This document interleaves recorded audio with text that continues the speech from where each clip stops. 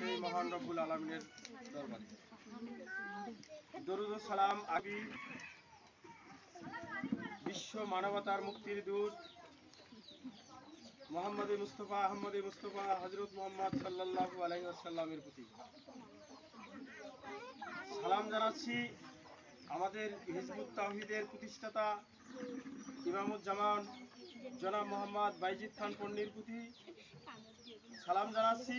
Hizb ut তাওহীদের প্রাণ পুরুষ মহান নেতা আমাদের মাতার মুকুট জনাব হোসেন মোহাম্মদ সেলিমের প্রতি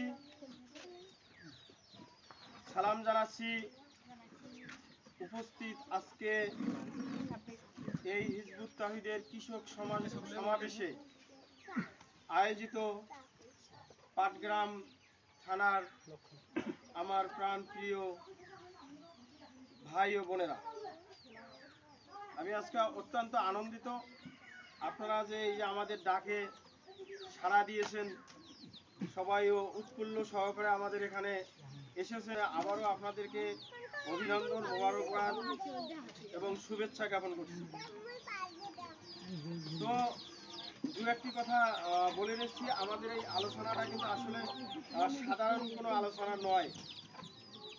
এটা কোনো আপনার রাজনৈতিক আলোচনা নয় বা কোনো ওয়াজ মাহফিলও নয়। এটা একটা খুব ইম্পর্টেন্ট আলোচনা, যে আলোচনাটা সেই 1400 বছর আগে আমাদের রাসূল সে আরববাসীদেরকে এইভাবে ডেকে বলছিল, ইয়া আইয়ুহান নাস কুলু লা ইলাহা ইল্লাল্লাহ তুফলিহুন। এই কথাটা কিন্তু ওই সময়ের জন্য নয়, সেই রাসূল সাল্লাল্লাহু আলাইহি সাল্লামের যেদিন এই আহ্বানটা করছে সেদিন থেকে শুরু করে এই পৃথিবীর মধ্যে যতদিন এই মানব জাতি থাকবে এই আহ্বানটা থেকে সেই দিন পর্যন্ত কিন্তু এই আহ্বানটা কি বলছে, ইয়া আইয়ুহা, হে মানব জাতি, কুলু লা ইলাহা ইল্লাল্লাহ, তোমরা বলো লা ইলাহা ইল্লাল্লাহ, মানে আমরা আল্লাহ ছাড়া কোনো হুকুমদাতা বা বিধানদাতা মানি না, এবং মুহাম্মদ আমি, অর্থাৎ রাসূল বলেছে আমি তোমাদের রাসূল। তাহলে তোমরা কি হবে? সফল হবে, সফলতা কায়েম করবে, এই কথা বললো। তার আগে উনি কি বললো, যখন সবাইকে সমাবেত করলো, সবাইকে কিন্তু বললো যে আমি যদি তোমাদেরকে বলি যে এই পাহাড়ের ওই দেশে ওই পাশে একদল শত্রু আছে, তোমাদেরকে আক্রমণ করবে, তোমরা কি বিশ্বাস করবে?